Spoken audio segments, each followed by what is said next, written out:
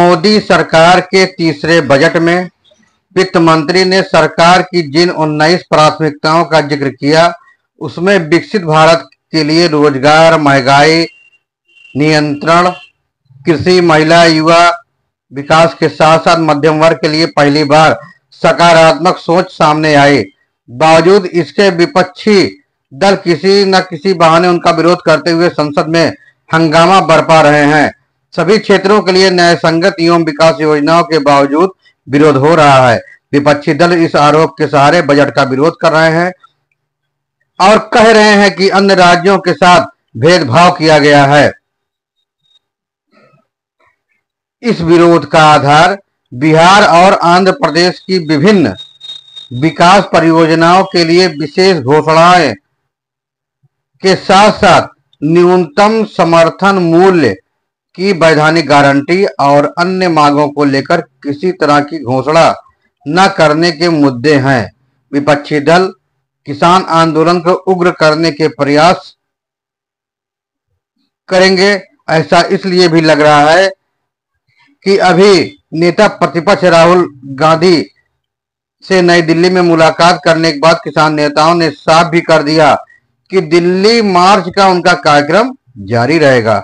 संसद सत्र जारी है। ऐसे में किसान आंदोलन को लेकर प्रतिपक्ष सरकार पर हमलावर होगा। एक बार फिर किसान आंदोलन के उग्र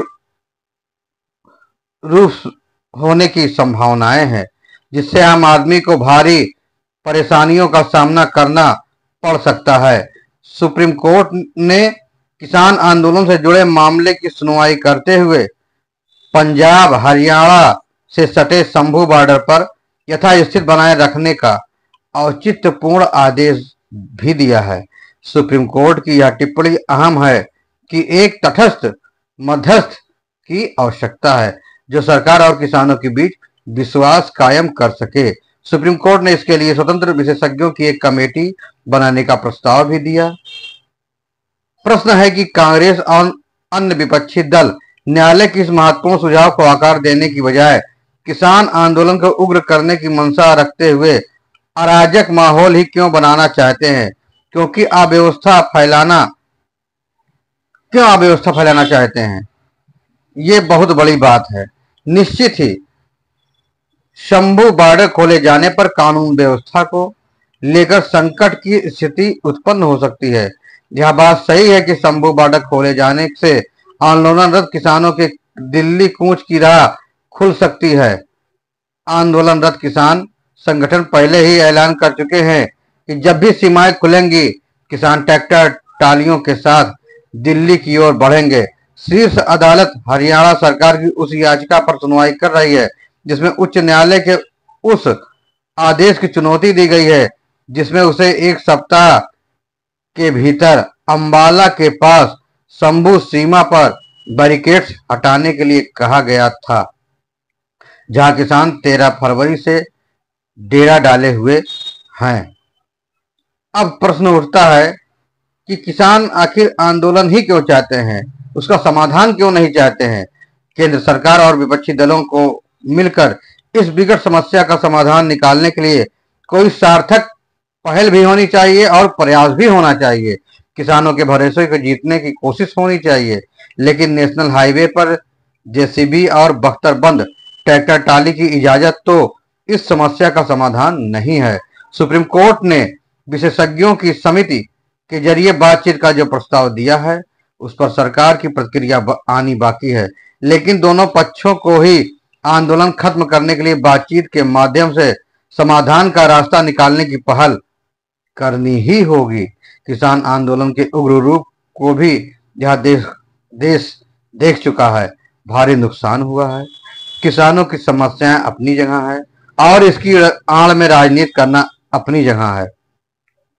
वैसे भी स्वामीनाथन आयोग की सिफारिशें लागू करने, न्यूनतम समर्थन मूल्य की कानूनी गारंटी और कर्ज माफी जैसे मुद्दों पर समिति के गठन का प्रस्ताव केंद्र सरकार पहले ही दे चुकी है। यह बड़ा सच है कि बात करने से ही बात बनती है। बातचीत की हर संभावना का स्वागत किया जाना चाहिए। किसी भी आंदोलन का लंबे वक्त तक जारी रखना सचमुच चिंताजनक है। ऐसे आंदोलन को उग्र करने की विपक्षी दलों की मानसिकता भी संदेहों और अविश्वासों से घिरी हुई है। अच्छा होता कि विपक्षी दल और नेता प्रचार पाने के लिए विरोध की बेतुकी रस्म निभाने के बजाय बजट में कृषि क्षेत्र के लिए किए गए बड़े ऐलानों पर गौर करें। सरकार ने एग्रीकल्चर सेंटर के लिए कई बड़े ऐलान किए हैं। इनमें कृषि उत्पादकता को बढ़ाने और जलवायु परिवर्तन को ध्यान में रखते हुए मौसम में बदलाव को बर्दाश्त कर सकने वाली फसलों की प्रजातियों को विकसित करने पर जोर दिया है। इसके लिए एग्रीकल्चर रिसर्च के बजट को बढ़ाया भी गया है, लेकिन विपक्षी दल इसे मानने को तैयार नहीं है। विपक्षी पार्टियां लगातार किसानों और कृषि को लेकर सरकार को घेरने का प्रयास कर रही हैं। कोई न कोई बहाना चाहिए विरोध का। अब किसान आंदोलन के सहारे अपनी राजनीति चमकाने की जुगत में देश का कितना नुकसान होगा यह नहीं कहा जा सकता है। जबकि भाजपा सरकार द्वारा भारतीय अर्थव्यवस्था की वृद्धि और विकास में कृषि की भूमिका को ध्यान में रखते हुए इस बजट में कृषि क्षेत्र पर अधिक ध्यान दिया है।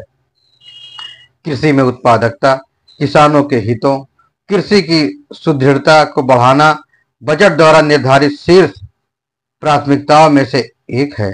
उल्लेखनीय है कि बजट जो 9 प्राथमिकताएं शामिल हैं उनमें कृषि और एवं संबंधित क्षेत्रों के लिए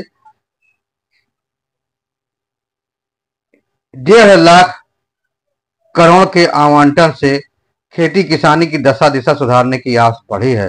विभिन्न फसलों की प्रस्तावित 109 किस्मों से भी उत्पादकता में बढ़ोतरी की संभावना है। यह किस्में जलवायु परिवर्तन के चलते बढ़ रही प्रतिकूल मौसमी परिघटनाओं के विरुद्ध कवच का काम करेंगी।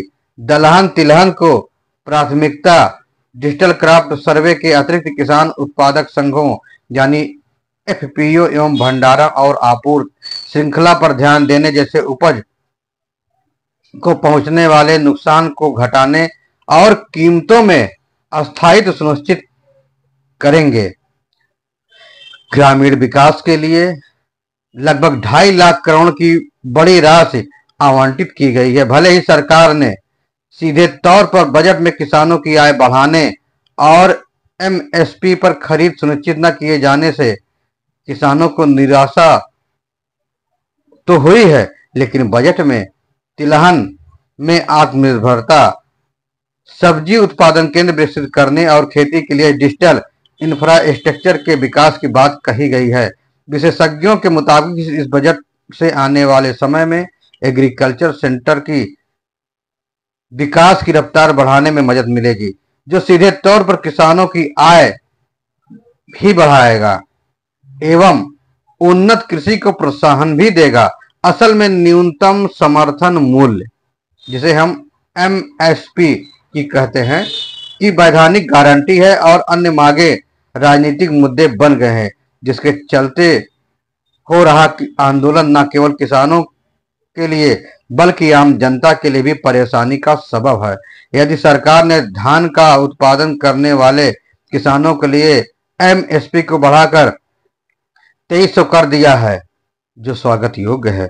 उम्मीद थी कि सरकार एमएसपी पर खरीद को सुनिश्चित करने के लिए कोई कदम उठाएगी, लेकिन बजट में इस तरह का कोई प्रावधान न होने से किसानों को काफी निराशा भी हुई और विशेषज्ञ भी मानते हैं कि सरकार को ऐसा करना चाहिए था। दुनिया भर के विकसित देश अनिवार्य रूप से किसानों की उपज को एमएसपी पर खरीदते हैं, लेकिन भारत में किसानों को उनकी उपज का सही मूल्य नहीं मिल पाता। विपक्षी दल किसानों के हित में आंदोलन के बजाय बातचीत के रास्ते पर आगे बढ़ने तभी कल्याण होगा।